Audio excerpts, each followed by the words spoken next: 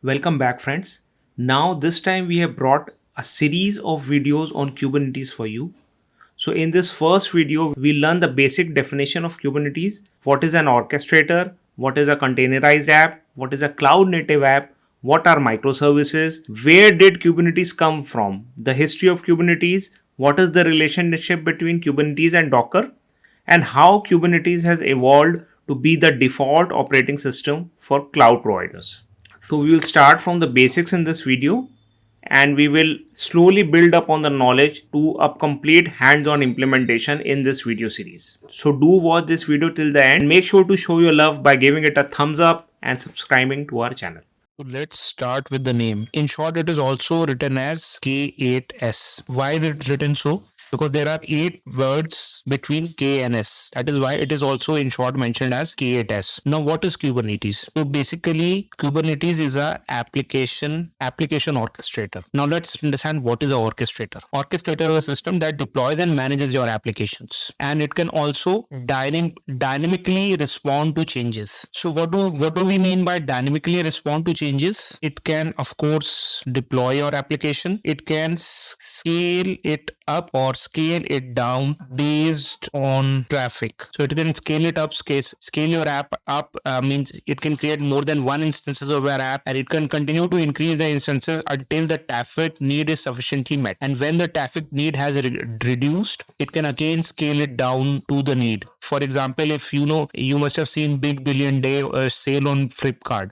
Suddenly the user increases drastically. So what do? They use similar kind of infrastructure where their systems can scale up and scale down according to traffic without any manual intervention. So it can also self-heal when things break. If you're developing a big enterprise level application, you must be aware that there will be certain situations that you never thought of, or you will be a very naive or a very beginner level developer if you are expecting that everything will work absolutely fine always, nothing will break ever. So it generally doesn't happen this way in production scenarios. So you have to plan for situations when things break. What will we do? How will we bring our application back up again in a stable way without reducing the risk of data loss and reducing the list of any other loss?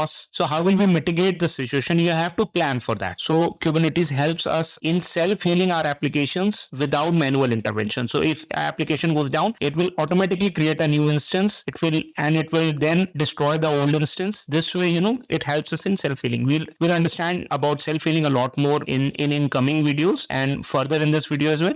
It helps us in self-healing our applications. It also helps us in zero downtime rolling updates. So basically, you can deploy a new version of your application with zero downtime. So it helps you in doing this as well. And there are many more benefits of Kubernetes. So basically, this is what an orchestrator does. Okay. So the best part about Kubernetes is it does all this orchestration without any manual intervention. It does it on it itself. Obviously, you will have to do the initial configuration and initial setup of Kubernetes. You will have to tell Kubernetes what to do, and then you can sit back and relax. It will manage your applications. So basically, Kubernetes is an application orchestrator, but we can also say instead of application orchestrator, it is also a container orchestrator. So it helps in orchestrating our containers. Now let's understand what is a container. So the apps that run in container are called containerized apps. Okay. So earlier when we didn't have containers, our application used to run on physical servers or virtual machines. So earlier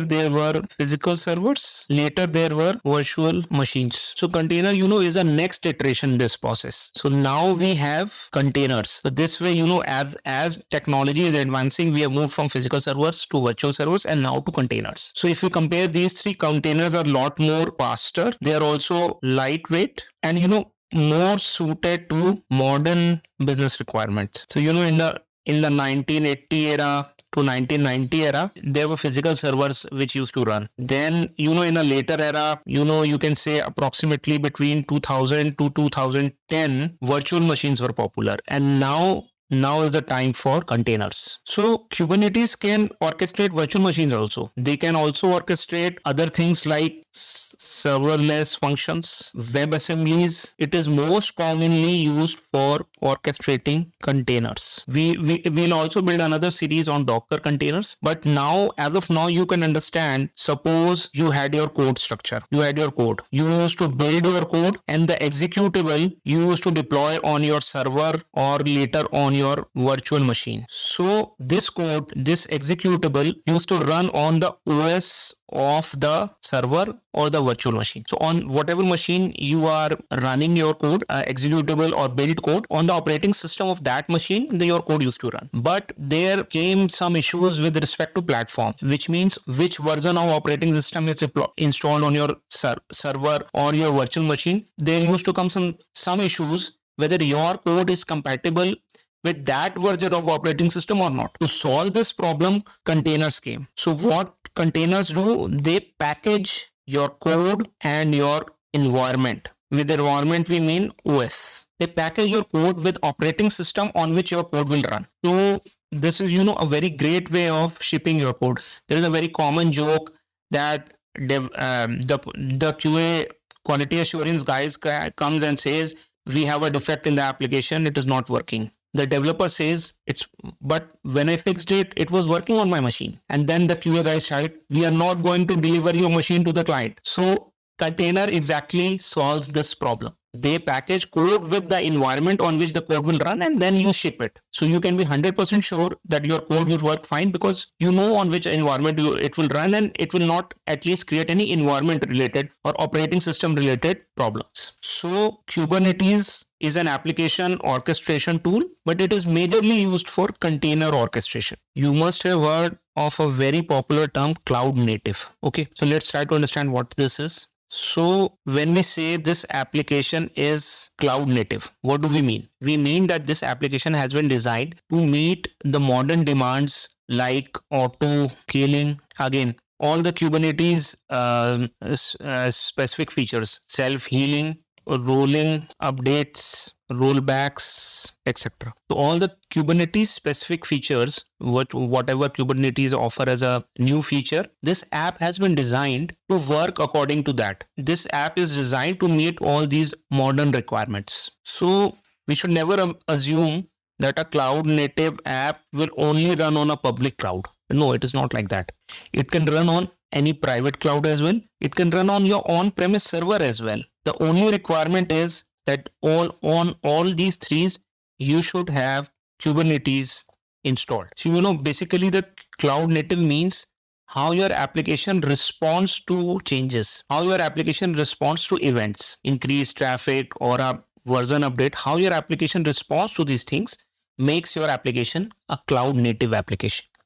Basically, an application that has been designed to work with the latest features that clouds offer. Now let's run what is a microservices app. So, a microservices app is built using small, specialized, independent applications to create a meaningful application. Let's take an example of an e-commerce website. So, the small, specialized, independent components here are, it has the front end. Then it has, for example, to manage your catalog, it has a catalog service. Then maybe your cart where you add your products.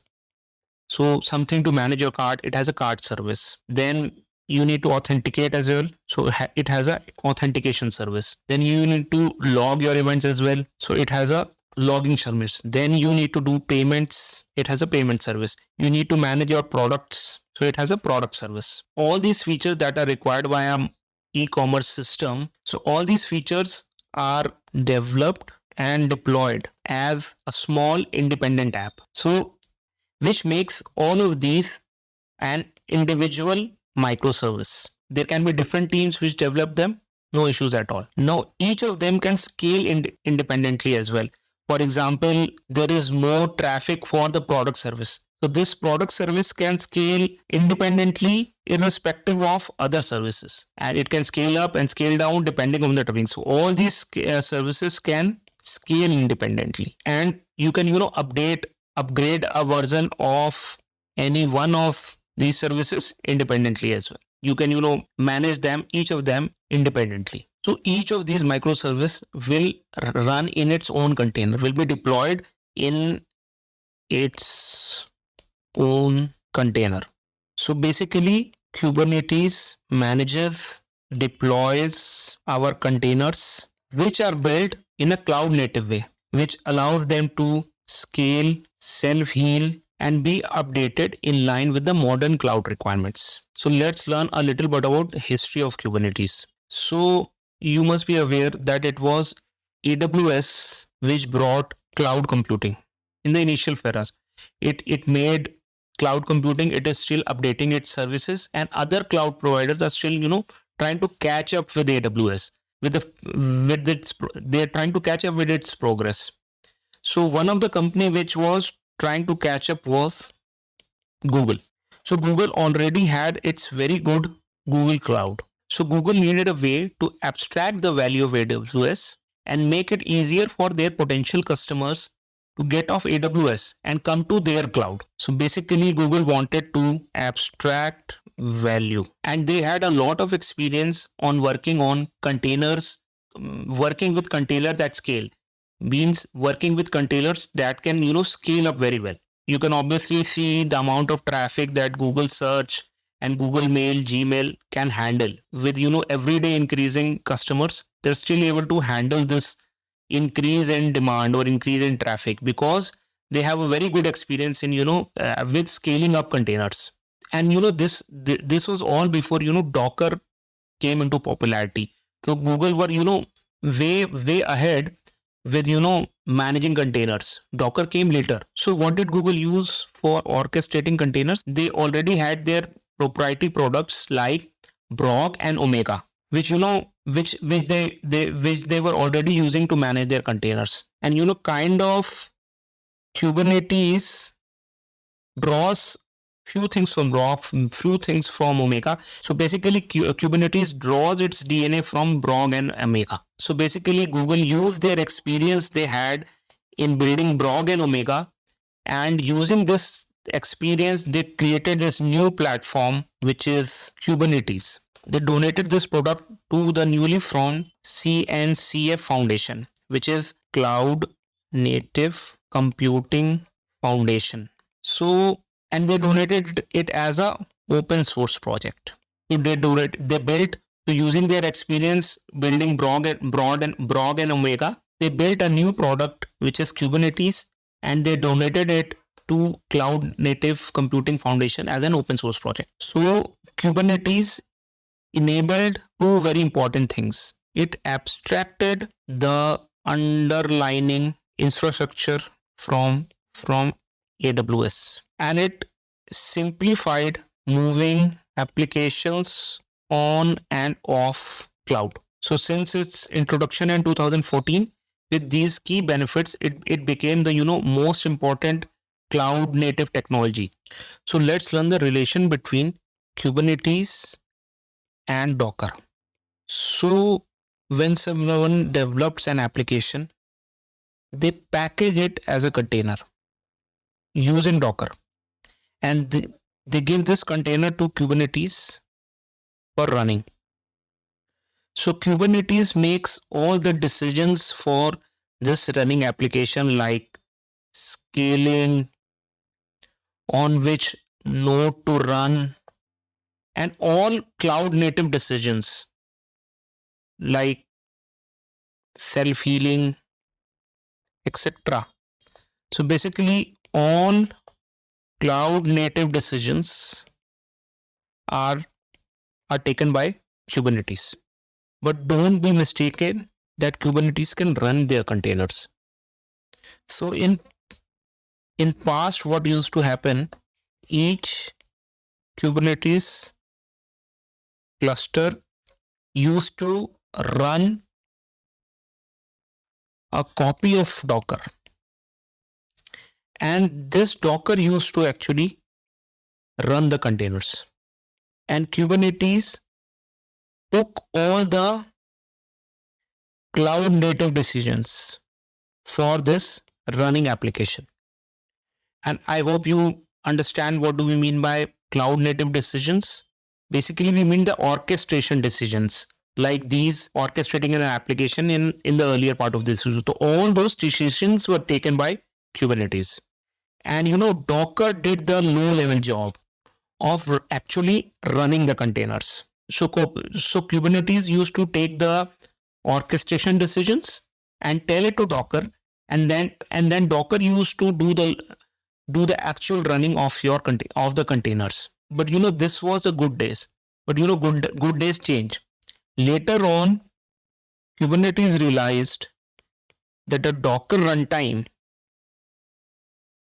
which used to run its container, is bloated. What do you mean by bloated? By bloated, we mean it has lot of features that are not required. So it has a lot of additional things that Kubernetes did not want it. And these extra things were kind of a overkill. So then Kubernetes project started to make this runtime pluggable, which means you can take out one runtime, insert another runtime, then remove this runtime, insert another one, or insert the original one. So this runtime should be pluggable from Kubernetes. The engineering team at Kubernetes took the decision to go ahead in this direction and make it pluggable, so that they can choose the best runtime available and then plug that runtime. So with this, currently with the default runtime of Kubernetes is containerd. Now what is containerd? Basically, it is a stripped down version of Docker only. Basically, they have taken Docker. So from Docker runtime, they have stripped down the features that they don't require, and only those essential features that they require, they have made it as their default runtime. So since containerd has been taken from Docker only, all the Docker images, or in simpler word, Docker containers, will still continue to run with the version of Kubernetes which has containerd as its runtime and not the Docker runtime, because it has been taken from Docker only. So while they were doing this pluggable thing, so there was a specification which is called Open Container Specification, OCI. So any runtime, container runtime, which implements the OCI specification can be plugged into Kubernetes. And since containerd also does, it is, as of now, the default runtime for Kubernetes. So the name Kubernetes comes from the Greek word meaning helmsman. Helmsman is the person that, steers the ship. There is a wrong circular steering with handles. You can see it on the Kubernetes logo as well. So this description matches with the Kubernetes logo as well. And this person, steers the ship, how the ship will go, at what speed will it go, in what direction it will go. And, basically, this is what Kubernetes does with our applications as well. So over the years, now Kubernetes has become the default platform for managing and deploying applications on the cloud. You can also say it as the OS of the cloud. You can also call it as the operating system of the cloud. So when you install an operating system on your cloud, like Linux or Windows, so they abstract the server resources and schedule application processes. So when you have installed the operating system, you install Kubernetes above these operating systems. What these operating systems do, they abstract server resources in similar way clouds. So it doesn't matter whether you are running your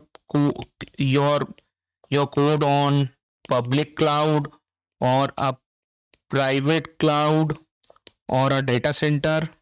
So with this, you can move your application. You can move it from a public cloud to a private cloud to a data center or a different cloud provider. So you can switch your cloud provider as you wish. So when you're running your code on a Linux or a Windows server, do you really care which core of the CPU is running your computer or at what memory location your code is running? No, because the operating system does the work of abstracting it for you. The similar work Kubernetes does for clouds. It abstracts the details of the cloud, so you can, really don't care on which cloud, on which node exactly, on which server your code is running, because Kubernetes will manage all of that. You just need to deploy your app on Kubernetes, and if any cloud provider that is supporting Kubernetes, you can switch from one cloud provider to the other cloud provider, provided that it supports Kubernetes. So in older years, maybe 10 years earlier, you must have seen there used to be a long sheet with exact server details for each environment, and exact server names and server addresses. But now with Kubernetes, it is not at all required. Kubernetes does the management on itself. So modern apps don't really care where they're running. You just need to give your app to Kubernetes, and Kubernetes will run your app. So consider an example of a courier service. You package your product and you write the address where that product needs to be delivered. And then do you really care on which train or which plane or using which bus, which highway, or your courier actually goes to reach its final destination? No, right? Similarly, again, with cloud native applications, with Kubernetes and cloud native applications, the only thing that you need to care is to package your product using containers. How do you package your product? You package them using containers. And once you have packaged your product, you give it to Kubernetes. And then you don't need to worry whether it is running, whether it is meeting the traffic demands, whether it is healing on itself or not. Kubernetes will take care of all these things. The only thing that you need to worry about is whether you have packaged your product correctly or not. And as in a courier service, you also can track your product, where my product has reached, whether it has reached its destination or to which city it has reached. Similarly, Kubernetes also gives you a rich set of APIs using which you can track the performance, the running of your application as well. So in the coming videos, we will build on this learning. We will take you deeper into the Kubernetes learning sphere. My sincere ask to all of you is to spread this video as much as you can. Please show your love. Please show your support by subscribing to our channel, liking this video. If you have any doubts, we'll be more than happy to clarify your doubts. So please comment on the video. And our genuine ask is to support our efforts. Thanks a lot for this. Thanks. Liked our first video on Kubernetes. In this video, we discuss the various basics which are necessary to completely understand and completely learn Kubernetes. In the subsequent videos, we'll build upon this learning to go more deep into Kubernetes. So in the next video, we learn the two important functions that Kubernetes serves. First is that it provides a cluster to learn your apps, and second is it functions as an orchestrator to manage your cloud native services. So make sure to click this video and watch it, and don't forget to show your love by giving this video a thumbs up and subscribing to our channel.